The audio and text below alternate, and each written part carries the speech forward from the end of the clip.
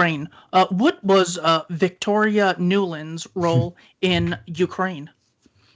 Well, so first of all, Victoria Nuland, importantly, is the wife of Robert Kagan, who is one of the most important and influential neoconservatives. He and Bill Kristol coined the phrase benevolent global hegemony to describe America's imperial posture in the world. He was one of the primary intellectual architects of Iraq War II and the, entire terror war era. His brother Fred was a major proponent of both the failed Iraq and Afghan surges and is married to Kimberly Kagan, who is the head of the Institute for the Study of War that churns out papers justifying all of these wars and all of these things. It's an extremely important family.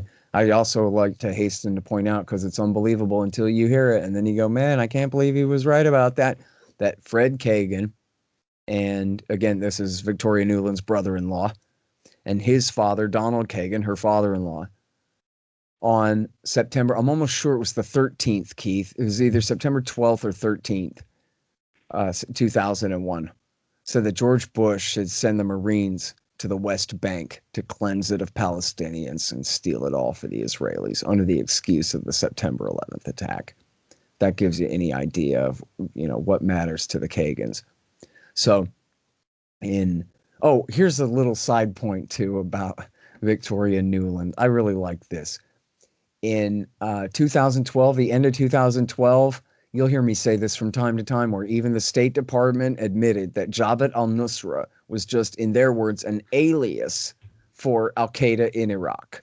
And I like that because it's kind of a unique thing. Like usually people don't use alias for groups, only like for a person, you know what I mean? They would just say, this is another name for it or something like that. So it just really sticks out. Well, the State Department admits that Jabhat al-Nusra, our moderate rebels, or our moderate rebels' very best friends and associates, that's just an alias for Al-Qaeda in Iraq. Satan, the enemy, pure evil, Zarqawi from the last war on the other side of the line. And that press release from the State Department, byline, Victoria J. Nuland. I just like that. I think it's funny. Anyway, not that she would be against the policy. She's just saying. Now in 2013, the United States and the Europeans had a big meeting with the president of Ukraine, Yanukovych. And he was the pro-Russian leaning guy from the Party of Regions from the eastern half of the country. He'd won a democratic election supervised by the European Union in 2010. And he was the guy that Paul Manafort was working for, that all the Russiagate liars tried to pretend that Manafort and was a Russian agent, and his tie to this guy was the proof. If anything, Manafort's association with him raises suspicions. It's not proof, but it certainly raised suspicions that Manafort was actually CIA and was working very hard to get Yanukovych to do what the Americans wanted him to do, rather than, your obviously question-begging, ridiculous Democratic Party conspiracy crankery about Russia, where all of this must mean that Putin is directing it all against us. And the conclusion always has to come first there. But anyway, they met with this guy in, I'm going to say it was October, maybe it was November of 2013. And he was supposed to sign a new trade deal with the European Union. And the deal was they changed the deal on him. Once he got there, they said, okay, the deal now is if you sign a deal with the European Union, you can't sign a trade deal with the Russians. And not only that, but you've got to take out a $15 billion loan so we can help, build up your economy, but also enslave you to debt in the Western American imperial system, right? Yeah. And Yanukovych said, geez, I sort of feel like a bride who showed up at her wedding to be presented with a prenuptial agreement. And I got to tell you that, the romance has kind of left the room and I'm not really feeling it anymore. I kind of like this guy's sense of humor.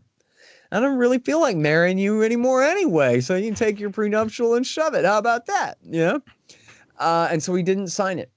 He went home. The Russian deal was, we don't care if you have a deal with the EU. You can have a deal with the EU too. And by the way, we'll give you a couple of $1 billion instead of loaning you 15. So why not sign a deal with us? So he did that. He rejected the EU deal. And then this led to a massive protest movement among Ukrainian nationalists in the west of the country and in the capital city of Kiev.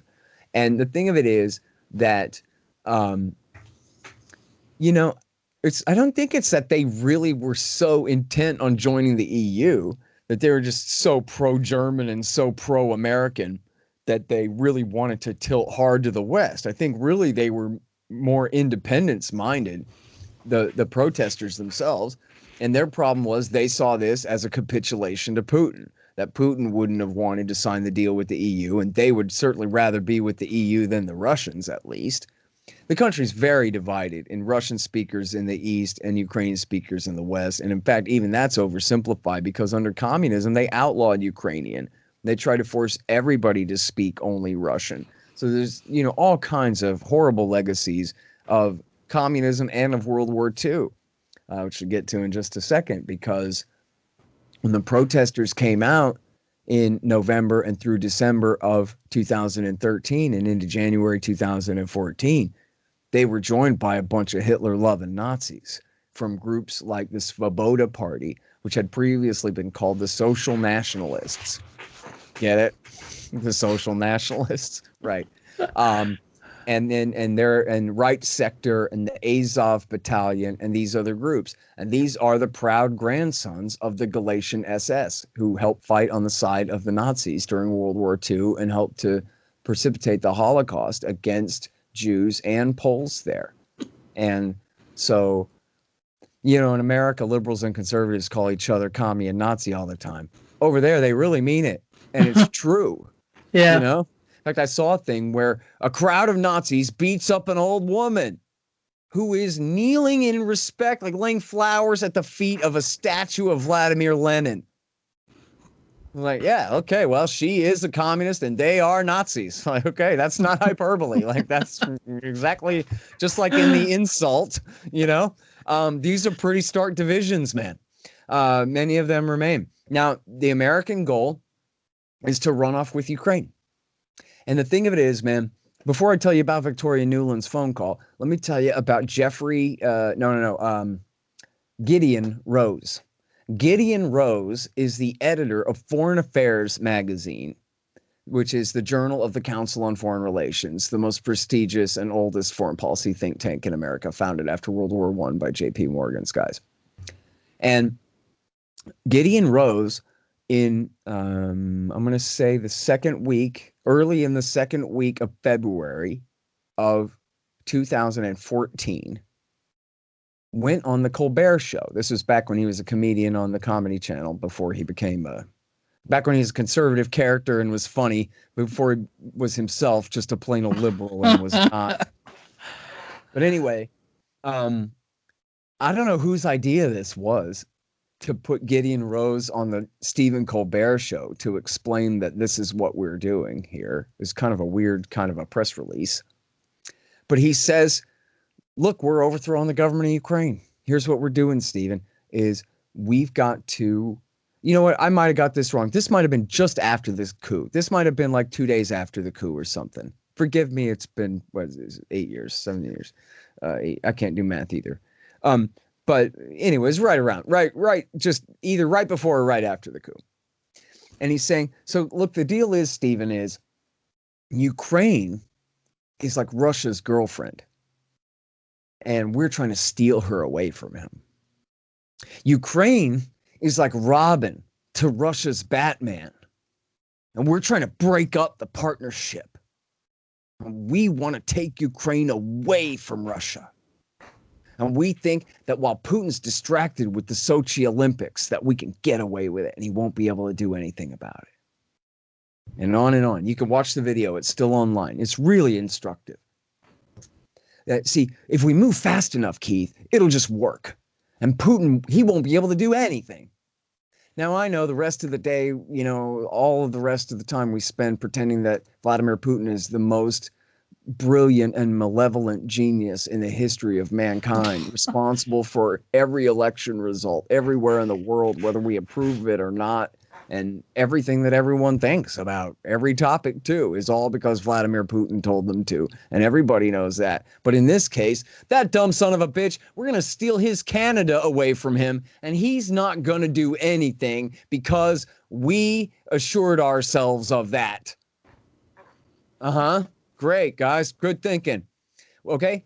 Now, we find the exact same kind of garbage coming out of the mouth of Victoria Nuland, Robert Kagan's disgusting wife, on the phone. She was the Deputy Assistant Secretary of State for European Affairs, which is essentially the ambassador to the European Union. And she's on the phone, intercepted, busted on the phone with Jeffrey Pyatt, who was the ambassador to Ukraine at the time. And it's pretty obvious, although nobody can prove it, I guess, that the Russians intercepted the call and then they placed it on YouTube. Now, this is a famous call, Keith. Everybody knows about this because on the call, Victoria Nuland famously said, well, F the EU. And the F word is a bad word. And even though this was huge news, I mean, I really don't know exactly how this happens. It almost makes you wonder if there's like some kind of black magic dust that they sprinkle over a voodoo doll or some kind of thing to just make everyone just adopt the exact same line and repeat all the exact same phrases, when it comes to these kinds of things. The new normal. Yeah. Yeah, the new normal. That's a great one. Yeah. And I'm sorry, because I lost my train of thought off on that tangent about what it was that she said that was such the cliche there. I'm sorry, I'm an idiot. But just anyway, the point being that she's essentially saying to Pyatt, about the F the EU thing. Such an idiot. Somehow they got every media person in the world to pretend that the only newsworthy thing about that phone call was that this diplomat had used a bad word on a private phone call. Oh my God, F the EU? How offensive. Oh, well, all the ladies in our sewing group have never been so scandalized or something, right? But then they never said, well, what was the phone call about? And why would Vladimir Putin bother posting it on YouTube? And why in the world would Robert Kagan's wife be mad at the European Union anyway? And is anybody allowed to ask any of these questions where anyone can hear it? And does anybody have to answer? Nope. She said the bad word, the big F word, the F the EU thing. Why'd you say the F the EU? I'm really sorry that I said F the EU. I apologize. I should never use a word like that. It's just like with Madeleine Albright. You said the price was worth it to kill 500,000 children. I know, I never should have said it that way. You're right. But then nobody ever says, yeah, but what about the children? Do you regret murdering the children? Or you just regret saying the price was worth it? Do you still think the price was worth it? Or can we get to the point? No. Here's the point. Why F the EU, Keith? F the EU because they're taking too long on our coup d'etat. That's all. The Germans, well, they said they're going to take care of it for us, and they're taking too long. So I'll tell you what, at the EU, what we're going to do is we're going to get Vice President Biden, and we're going to get Robert Seri from the United Nations, and they're going to come together, and we're going to glue this thing together. We're going to midwife it, and we're going to set it sail before Putin can shoot it down. The same thing as Gideon Rose brags to Stephen Colbert. What we're going to do is we're going to get away with it. And why? Because I think so. And Putin won't do anything about it. Why? Because, I don't know, I hadn't thought of what he might do. And so I guess it'll be fine. And then what happened? They succeeded in the coup just 2 weeks later. And this is what's amazing about this, right? This call, forget Gideon Rose and the timeline there. This call with Victoria Nuland was late 2 weeks before the coup. And then they did it anyway.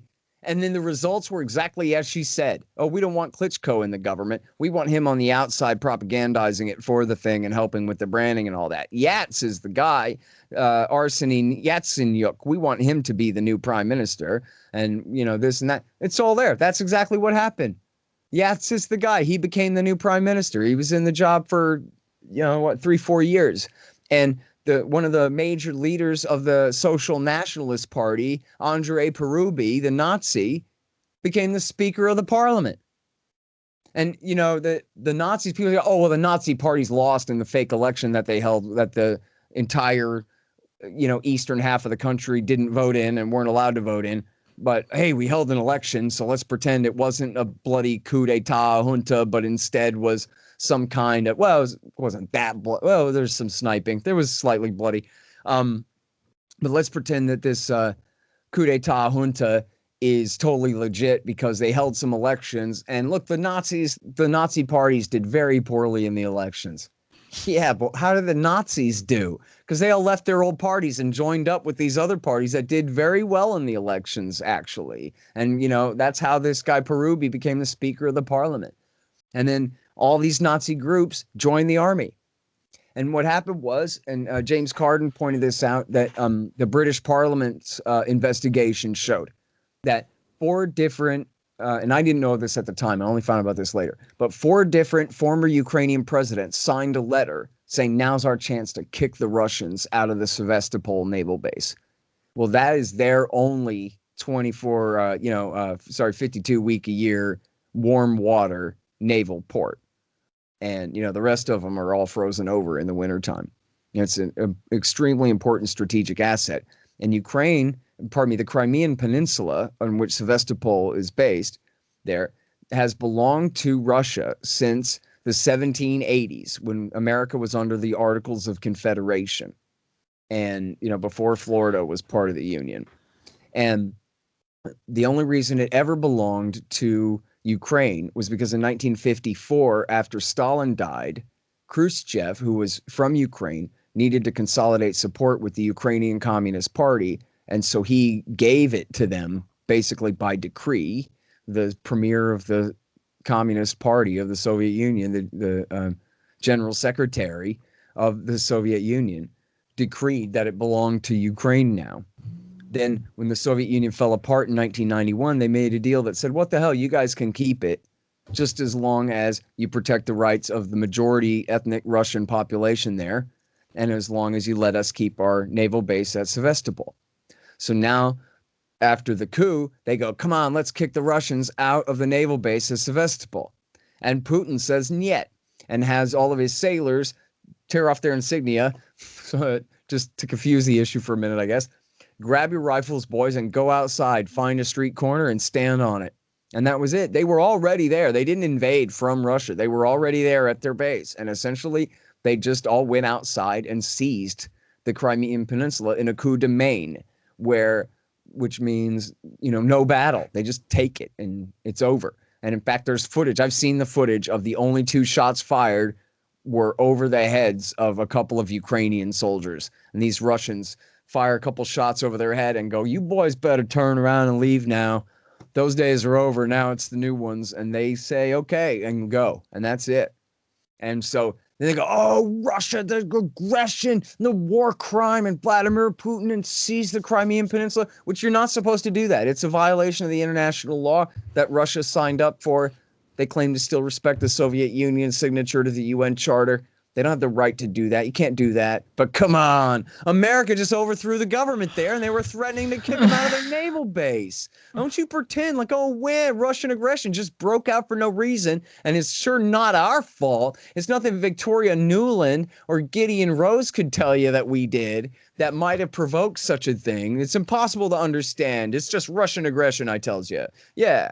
And then the people in the east of the country who had voted for Yanukovych, their president who got overthrown in the violent street putsch, they said, well, look, if you guys can criminally occupy buildings and refuse to respect the authority of the elected government, we can do the same thing too. So they occupied all the government buildings in the Donbass region. Donetsk and Luhansk are the 2 big kind of provinces. I forgot, districts or counties or whatever exactly you call them out there.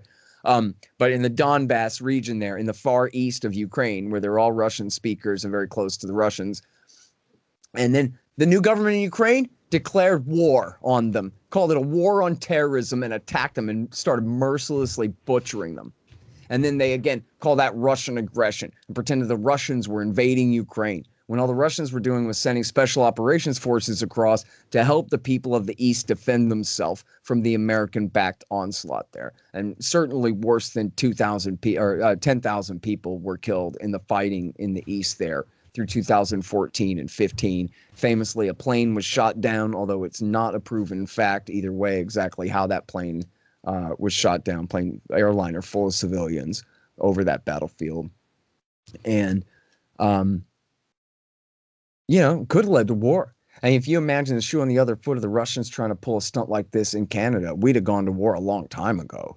Mm. And the fact that Putin continues to call us, our American partners, who we sometimes have minor disagreements with, and this kind of thing is just absolutely a blessing. It's incredible. Although they have made themselves very clear that any attempt by the United States to bring Ukraine into NATO will be met with force, that they absolutely will not tolerate. Oh, and I should say, it was the French and the Germans who brought an end to the war in the East. They came to Obama in 2016, or no, 15. It's actually really interesting how this happened. I would have liked to read like kind of some long form journalism about what was going on in this. Maybe some was done in Europe. I don't know. But this is unique, I think, Keith, that the president of France and the chancellor of Germany came to Washington, D.C., apparently just to tell Barack Obama, the president of the United States, we're going to end this war in Ukraine. We're going to Minsk. We're going to make a deal with Putin, and you're going to like it, Mr. President. Thanks. They flew all the way here to tell him that to his face. We're ending this war, okay, Barack? And he said, okay, fine. And then they went to Minsk, and the first deal somewhat fell through, and then they did Minsk 2. I think this was before Minsk 2, actually, that they did that. And then, so that thankfully brought an end to the war. I mean, there is still low-level fighting there, but extremely low level compared to the way it was in 2014 and 15. It's just a catastrophe. And then you can read in The Intercept, man, about how, tell me you're surprised about this, that a bunch of jihadis from Syria, the CIA's guys, were traveling off to Ukraine to fight with Ukrainian Nazis in the military against the Russians and kill some Russians. That's the way the USA does business, I'm afraid. The book is Enough Already, Time to End the War on Terrorism. Visit Scott at antiwar.com and the Libertarian Institute, where I am also a contributor. Scott Horton, thank you so much for your time. Absolutely. Thank you, Keith.